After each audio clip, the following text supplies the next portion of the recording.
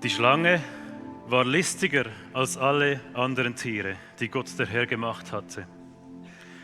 Hat Gott wirklich gesagt, dass ihr von keinem Baum die Früchte essen dürft? Fragte sie die Frau. Natürlich dürfen wir, antwortete die Frau, nur von dem Baum in der Mitte des Gartens nicht. Gott hat gesagt, esst nicht von seinen Früchten. Ja, berührt sie nicht einmal, sonst müsst ihr sterben. Unsinn, erwiderte die Schlange, ihr werdet nicht sterben. Aber Gott weiß, wenn ihr davon esst, werden eure Augen geöffnet. Ihr werdet sein wie Gott und wissen, was gut und böse ist. Die Frau schaute den Baum an. Er sah schön aus. Es wäre bestimmt gut, von ihm zu essen, dachte sie. Seine Früchte wirkten verlockend und klug würde sie davon werden. Sie pflückte eine Frucht und biss hinein.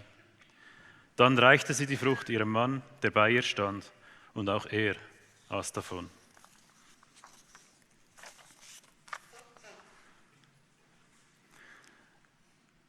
Letzte Woche hat uns der Dani Weber nichts Geringeres als den Himmel auf Erden vorgestellt. Etwa so hat es ausgesehen. Das ist das Bild, wie man sich das vorstellt. Ein Garten, der Garten in Eden, der Garten, wo Wonne genannt wird, mit seinen Tieren und Pflanzen und Flüssen und Menschen und Gott. Alle am gleichen Ort. Der Mensch war nicht allein dort. Gott war auch dort.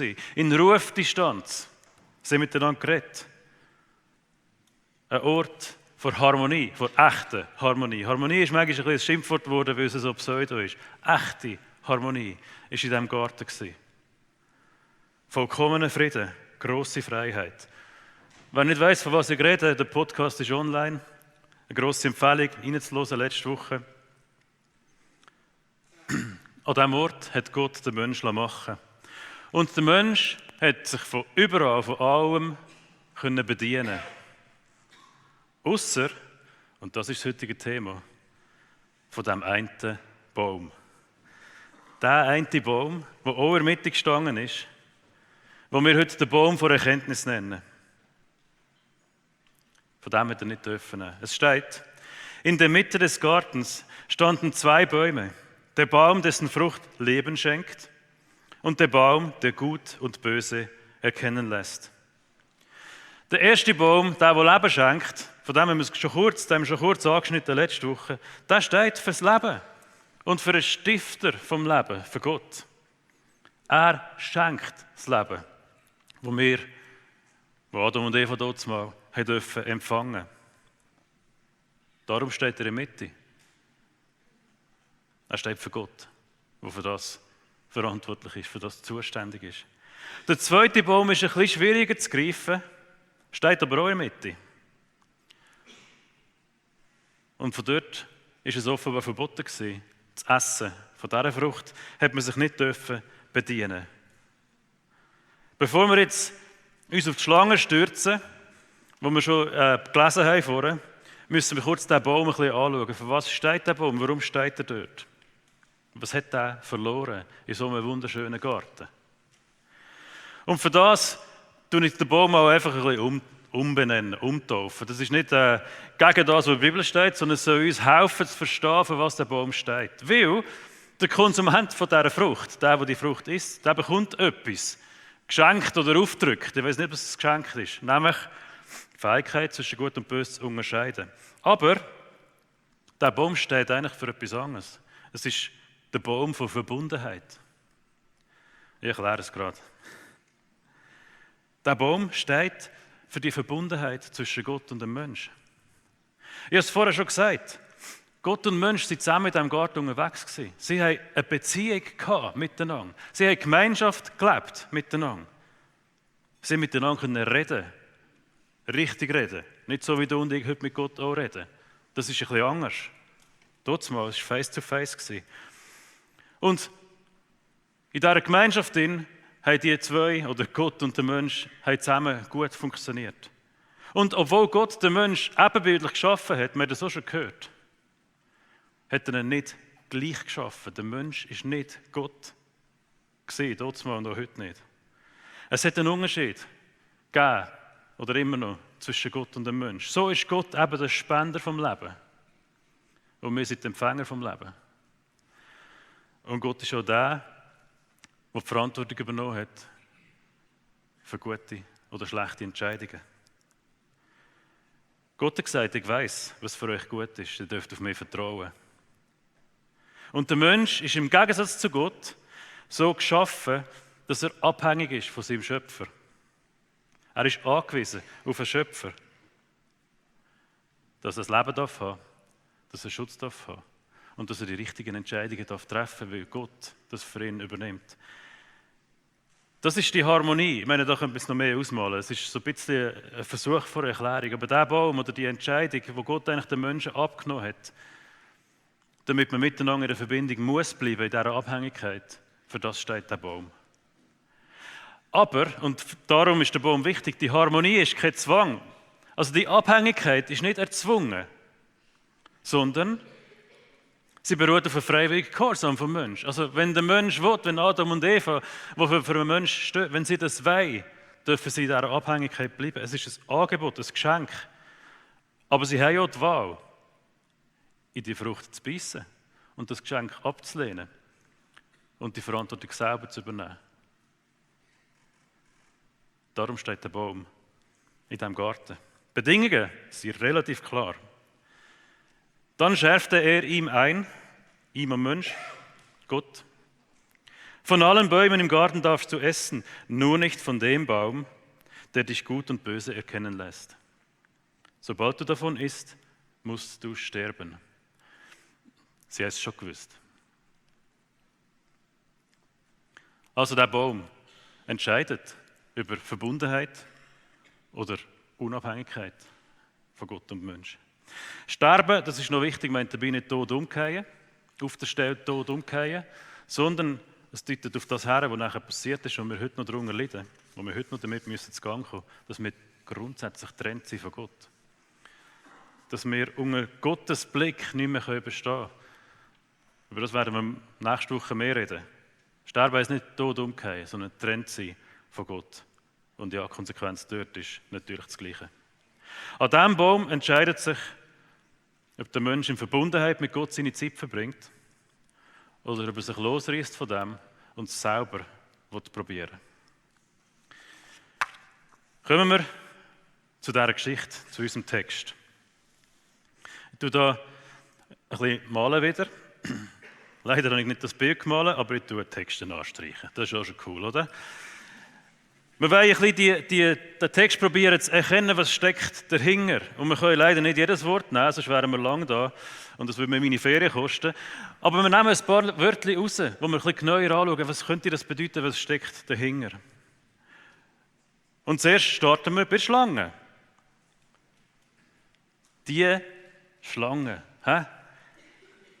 Die Schlange war ein Geschöpf von Gott. Das muss man mal festhalten. Gott, der Herr, gemacht hatte. Die Schlange war ein Geschöpf von Gott. Und man kann in dem Fall nicht einfach sagen, die Schlange ist ein Teufel. Das macht man ja manchmal in dieser Abkürzung. Die Schlange war ein Tier, von Gott geschaffen. Und trotzdem war irgendetwas speziell. 2 Sachen fallen auf bei Schlangen. Sie war listiger als alle anderen Tiere. Auch das ist von Gott so geschaffen. Also das ist nicht dumm gegangen, sondern Gott hat die Schlange geschaffen und er hat sie offenbar listiger geschaffen als alle anderen Tiere.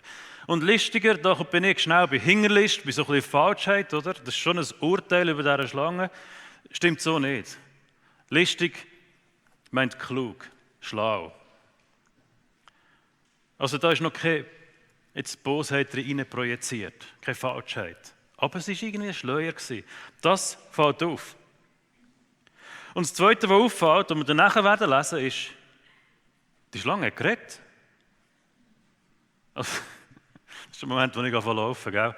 Die Schlange hat geredet und die Eva ist stehen geblieben. Aber das ist ein anderes Thema.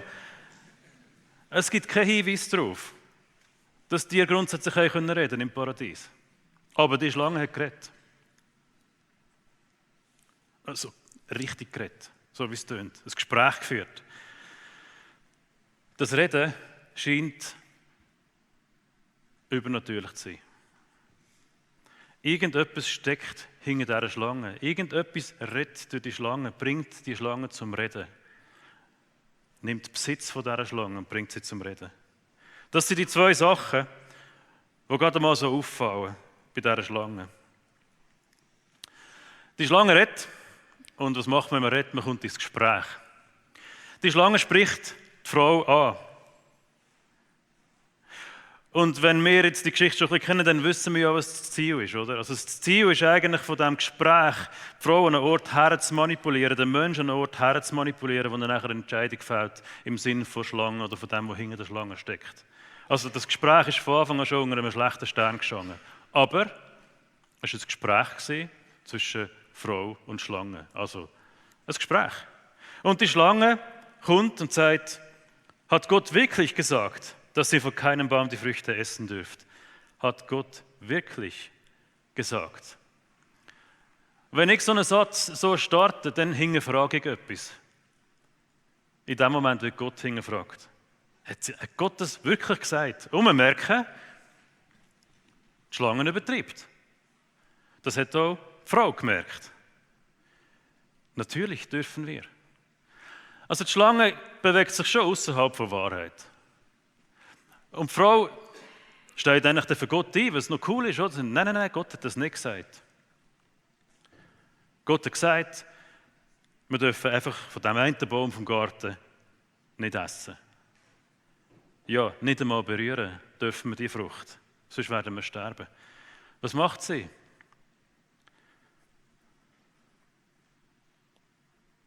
Auch sie übertreibt. Auch sie begibt sich eigentlich über Grenzen von Wahrheit. Gott hat nicht gesagt, du darfst sie nicht berühren. Und aus dem Gebot, wo etwas gut gemeint ist von Gott, wo irgendwo eine Sicherheit, einen Schutz gibt, fängt man schon außerhalb von dem diskutieren, was es überhaupt ist. Es wird heftiger, es wird grösser gemacht, als es effektiv ist. Und auch die Eva hat es nicht ganz mit der Wahrheit. Soweit noch nicht so schlimm. Aber jetzt kommt der Schlange ihren letzten Schlag.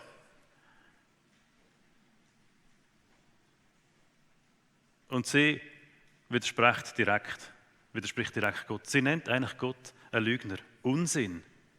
Die werden nicht sterben. Unsinn. Also was man dir gesagt hat, was Gott dir gesagt hat, ist Unsinn. Und die Schlange macht das, was das Böse pflegt zu machen. Sie lügt. Aber Gott weiss, wenn ihr davon esset, dann werdet ihr sein wie Gott. Sein wie Gott. Und dann werdet ihr wissen, was gut und was böse ist. Und die Schlange verdreht sie so weit, sie bleibt ein bisschen bei Wahrheit, aber eben nicht ganz, und sie geht darüber aus. Und wenn du den Satz liest, merkst du, es geht plötzlich um ein anderes Thema. Es geht nicht mehr darum, dass Gott Verantwortung und etwas übernimmt für einen Menschen, der gut ist, der für Gott gedacht ist, sondern es geht plötzlich darum, dass Gott der Mensch etwas vorenthalten will. Nein, Gott weiss, wenn ihr das macht, werdet ihr gleich sein wie er. Und das ist ein Problem für ihn. Das könnte die Aussage sein. Also wenn ihr esset, seid ihr nachher Gott. Und Gott kann mit dem nicht umgehen, darum esset nicht. Die merken es. Es ist nicht mehr das gute Abhängige, das Verbundene, sondern Gott ist plötzlich jemand, der einem Menschen etwas vorenthalten will. Und die Saat ist gepflanzt im Menschen.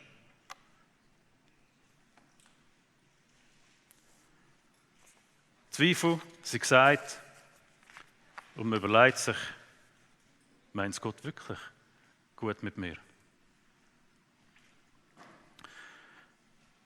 Bevor wir weitergehen, wir sind noch nicht ganz am Ende, machen wir einen kleinen Exkurs zum Bösen. Es kommt jetzt nicht dunkle Musik und rotes Licht und so weiter, das ist nicht das, was ich meine, es geht nicht um Emotionen. Aber das Böse, das offenbar in dieser Geschichte einen Platz hat, müssen wir schnell ein bisschen genauer anschauen. Was ist es? Woher kommt es? Was hat es mit uns zu tun? Die Frage ist, woher kommt es? Zum ersten Mal hören wir vom Bösen, von diesem Baum von Erkenntnis zwischen Gut und Böse. Dort kommt es zum ersten Mal. Und man könnte sagen, Gut und Böse meint, was ist gut für einen Menschen und was ist nicht gut für einen Menschen. Also Böse muss gar nicht unbedingt abgrundtief böse sein, sondern einfach nicht gut. Es gibt da offenbar die Grenzen. Was noch spannend ist, dass Menschen noch gar nicht nicht anfangen mit dem Konzept böse.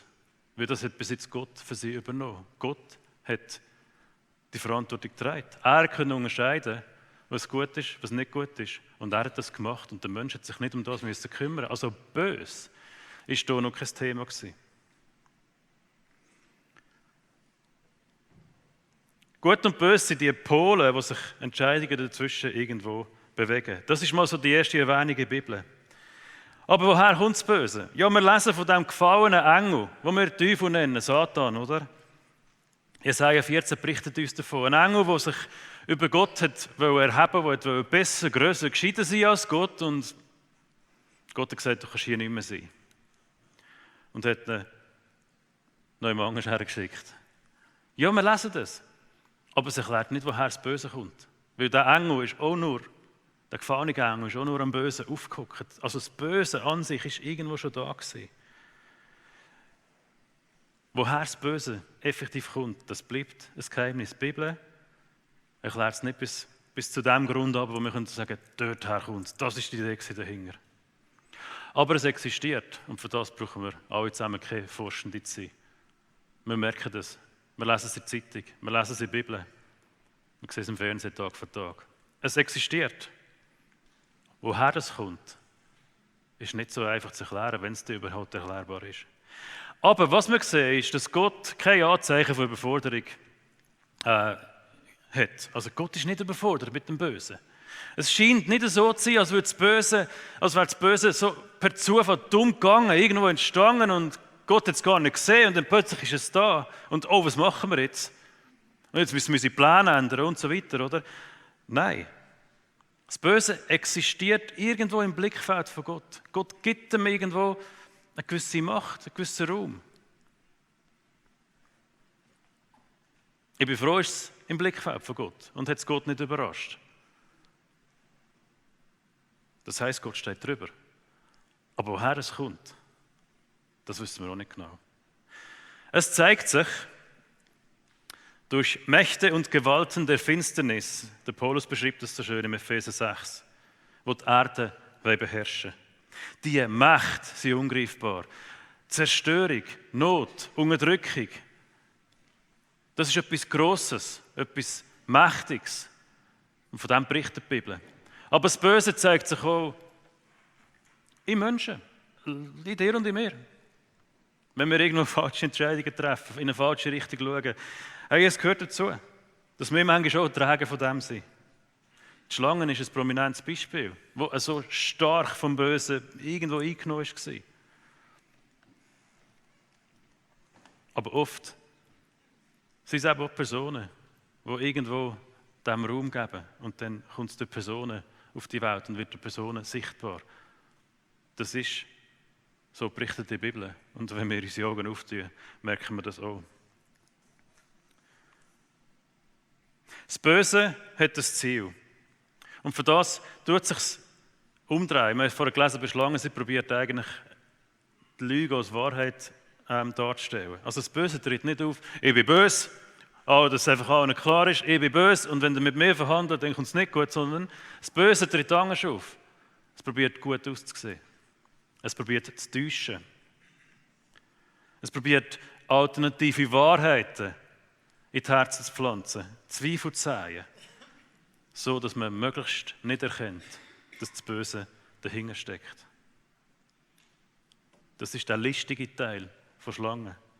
Satan ist hebräisch, steht für Widersacher. Gegen Gott, das ist das Ziel. Steht über allem. Diabolos ist ein anderes Wort, ist griechisch und steht Durcheinanderbringer, vertauschen, verdrehen, sodass man nicht mehr rauskommt. Dass das Böse zum Ziel kommt. Kurz bevor der Kain seinen Bruder, den Abel, umgebracht hat, nachzulesen im 1. Mose 4, hat Gott ihn angekickt und gesagt, wenn du Gutes im Sinn hast, dann kannst du offen jedem ins Gesicht schauen. Wenn du aber Böses planst, dann lauert die Sünde schon vor deiner Tür. Das Böse führt den Mensch, und das ist das Ziel, zur Sünde. Sünde steht für Zielverfehlung. Nicht erreichen, was ich möchte erreichen. nicht erreichen, was Gott von mir vorgesehen hätte. Es steht für die Trennung von Gott. Es ist der Zustand, wo Gott erwähnt, wo er am Menschen sagt, wenn du die Frucht beißt, wirst du getrennt sein von mir, wirst du sterben. Das ist das Ziel vom Bösen.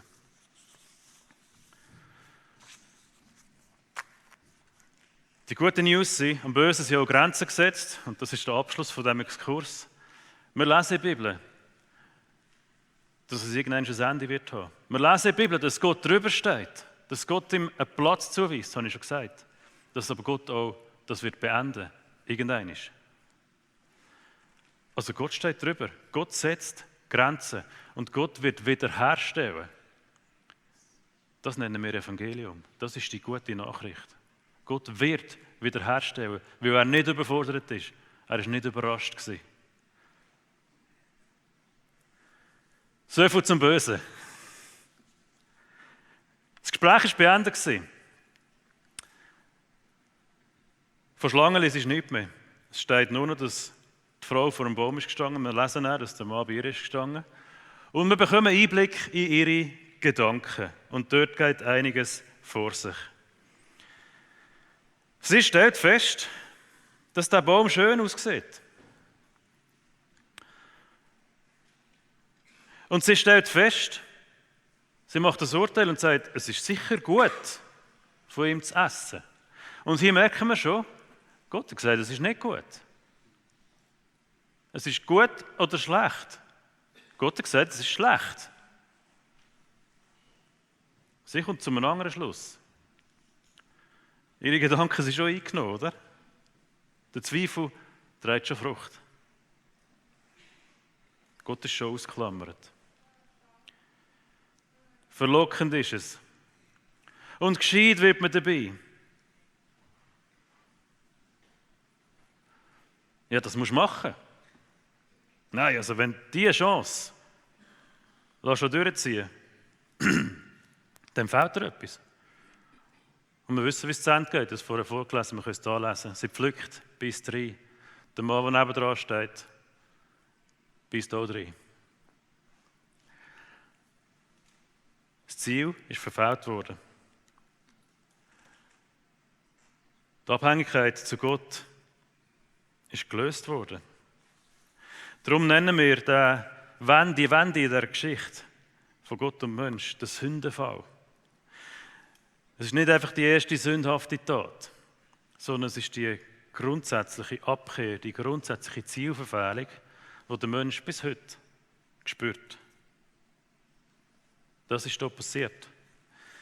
Mit dem einfachen Biss, aber vor allem mit dem, was vorher passiert ist, in den Gedanken und im Gespräch, wo sich der Mensch entschieden hat, nicht dein Wille, Gott, soll geschehen, sondern mein Wille soll geschehen. Weil ich kann es jetzt so einschätzen. Ich weiss jetzt auch, was gut ist.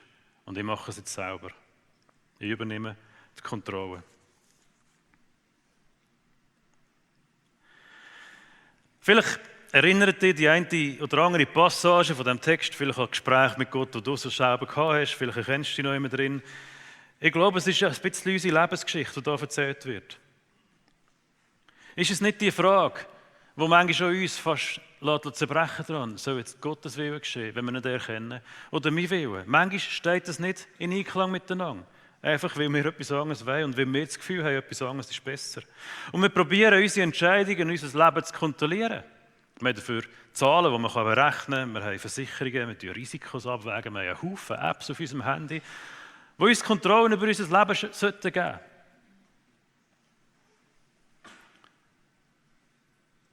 Adam und Eva waren nicht die Ersten. Mose waren die Ersten, sorry. Sie waren nicht die Letzten, die nach dieser Kontrolle gegriffen haben. Bis heute probieren wir das Leben zu kontrollieren. Wir entscheiden, was gut ist für uns. Wir entscheiden. Und dabei verpassen wir den Blick auf Gott. Und es ist ja noch eine schwierige Phase, weil wir müssen auch entscheiden heute. Seit hier müssen wir entscheiden. Diese Last nimmt uns Gott nicht mehr einfach ab. Aber gleich ist sein Wille irgendwo verfügbar. Und wir stehen in dieser Frage, was ist sein Wille? Was ist mein Wille? Und wem sein Wille geschieht jetzt, dass ich und meine Mitmenschen aufblühen können aufgrund von meinen Entscheidungen?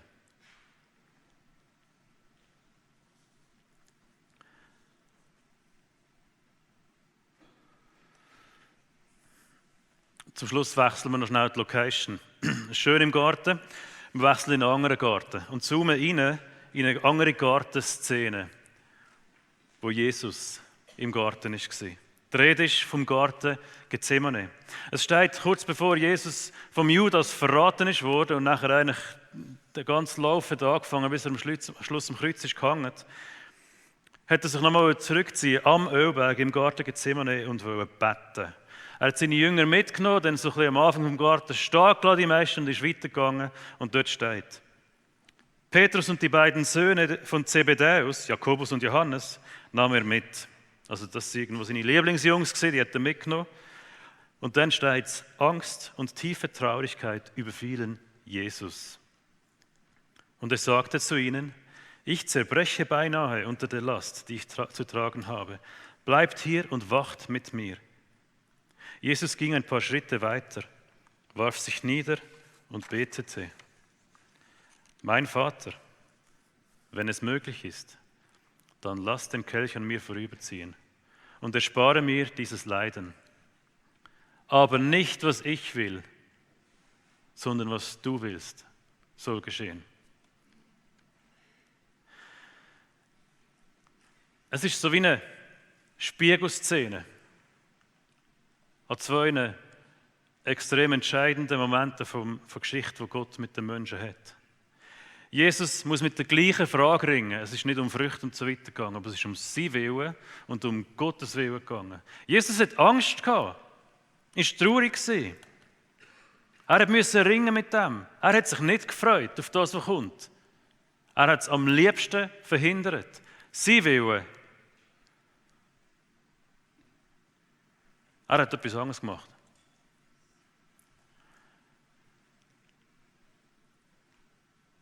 Und er ist auch allein vor dieser Entscheidung gestanden. Seine Jünger sind eingeschlafen. Ja, bravo. In der entscheidenden Phase der Weltgeschichte sind seine Jünger eingeschlafen. Und er hat allein durch müssen. Aber er hat sich anders entschieden. Er hat sich entschieden, auf Gott zu vertrauen. Dein Wille soll geschehen, nicht mein Wille. Dort, wo der Mensch am Anfang der biblischen Geschichte gesagt hat, mein Wille soll geschehen, das Vertrauen Gott entzogen hat und gesagt, Gott, ich schaue jetzt selber für mich, hat sich Jesus, trotzdem er gewusst hat, was wird kommen, wieder Gott zugewendet und gesagt, dein Wille soll geschehen. Du kannst entscheiden, was gut ist. Und ich werde mich fügen. In einer weit weniger romantischen Umgebung wie dort mal am Baum. Jesus hat sich bewusst wieder in die Abhängigkeit zurückgegeben. Und hier schließt sich ein Kreis. Es ist ein Anfang. Jesus war am Anfang von einem schweren Weg dort. Bis am Kreuz. Aber es ist die Entscheidung. Nachher ist Gott der Judas gekommen. Und er gesagt hat, die Wille soll geschehen. Spätestens hier merken wir, dass eben das Böse begrenzt ist. Jesus hat das Böse besiegt. Man merkt es noch nicht immer. Aber Jesus hat Gott zurückgegeben, was Gott gehört hat schon.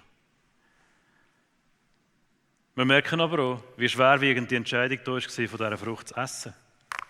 Es war nicht einfach, um es rückgängig zu machen. So, ja, nein, es war ein Fehler, wir gehen jetzt, weißt, schwamm drüber. So war es nicht. Es war schwerwiegend.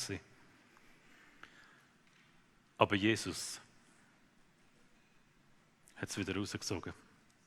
Und die Geschichte von Jesus im Garten Gethsemane ist so die Anfang von dieser intensiven Geschichte, wo eben die Wiederherstellung des Menschen eben der kommt mit seiner Auferstehung. Und mit all dem, was wir heute Evangelium nennen. Und wir dürfen profitieren davon. Unsere Entscheidungen sind oft weniger schwerwiegend im Leben. Und das ist ehrlich gesagt gar nicht schlecht so. Aber doch ist die Frage, vertrauen wir Gott oder vertrauen wir uns selber, die ist präsent bei uns. Und wir sind jetzt in die Tiefen von diesen Fragen, also von Gut und Böse, reingegangen.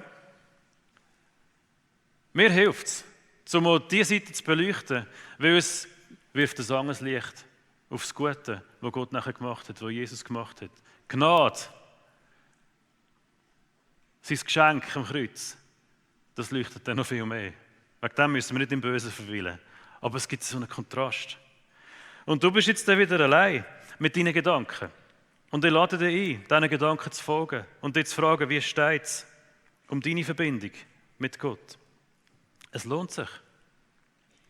Wir stehen nicht mehr am Baum, wir können es nicht mehr retten. Aber in unserem Leben stehen wir vor den gleichen Fragen. Es ist die Frage, als Beispiel, wo ist meine Hoffnung? Setze ich meine Hoffnung in meine Fähigkeiten, in meine Berechnungen? Oder glaube ich, dass Gott da ist, der das mir geben kann, was ich brauche, dass Gott mich erfüllen kann? Vertraue ich Gott, dass er mir heute schon Frieden schenken kann? Frieden ist ein riesiges Thema heute. Wir haben alles, wie noch nie. Ausser Frieden. Auf der Welt, aber auch unser Innenfrieden. So viele Menschen sind unruhig. Weiss ich, mit was ich den Mangel muss füllen muss? Mit meinen guten Ideen? Oder könnte es sein, dass Gott vertrauenswürdiger ist? Ganz konkret, wo werde ich immer wieder versucht? In den gleichen Themen. Ich kenne es langsam, ich weiss, dass ich dort immer falsch abbiegen.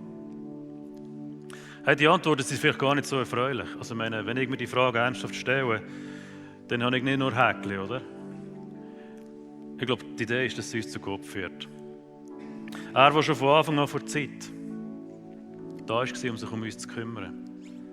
Es ist heute vielleicht ein bisschen anders als hier im Paradies, wo man direkt nebeneinander gesessen ist und plaudern konnte. Aber Gott ist der gleich wie dort mal.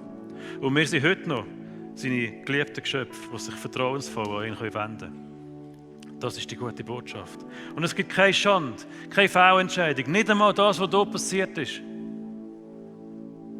was gross genug ist, um seine Liebe dir und mir gegenüber zu schmälern, klein zu machen, kaputt zu machen. Er steht über allem.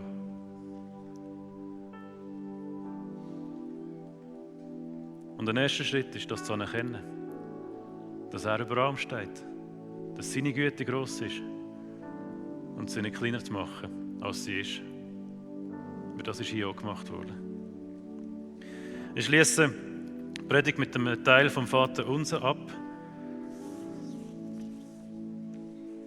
Und nachher werden wir da vorne 3 Fragen haben, die einfach einen Moment lang dastehen, die ihr lesen dürft. Und ich lade euch ein, euch mit diesen Fragen zu beschäftigen. Wenn ihr die Antwort nicht sofort habt, dann nehmt sie auf, nehmt sie mit, wir haben nachher eine Worship-Zeit. Ich glaube, es lohnt sich, darüber nachzudenken. Wie verbunden, wie nach, wie eng wir mit Gott unterwegs sind. Und auch das anzuschauen, was halt nicht so eng ist. Und wieder zu Gott zu gehen. Unser Vater im Himmel, dein Name werde geheiligt, dein Reich komme, dein Wille geschehe, auf der Erde, wie er im Himmel geschieht. Wir sind im Moment ruhig.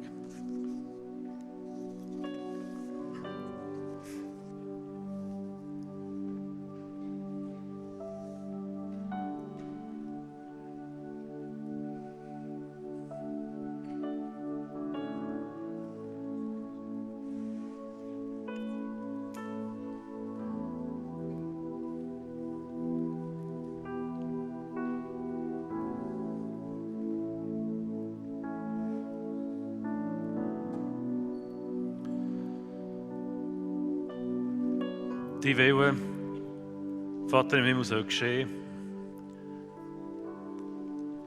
So wie er im Himmel passiert, soll es bei uns auf der Erde passieren. Das Gebet ist nicht einfach nur eine gute Einleitung zu einem grossen Gebet, das wir Vater unser nennen, sondern es ist eine Deklaration. Es ist dein Wille, der soll geschehen.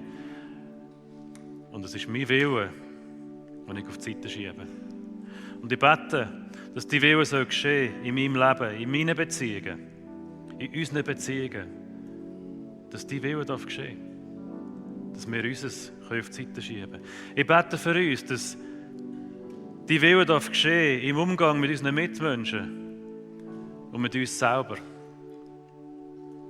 Es soll dein Wille geschehen.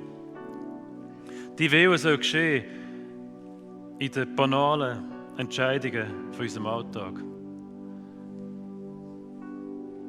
Aber auch in den komplexen Lebensfragen. Dein Wille soll drüber stehen. Dein Wille soll geschehen in meinem Herz, das hungrig ist und durstig nach Erfüllung. Und ich bete, dass der Hunger und der Durst gestillt werden, so wie du es für gut befindest.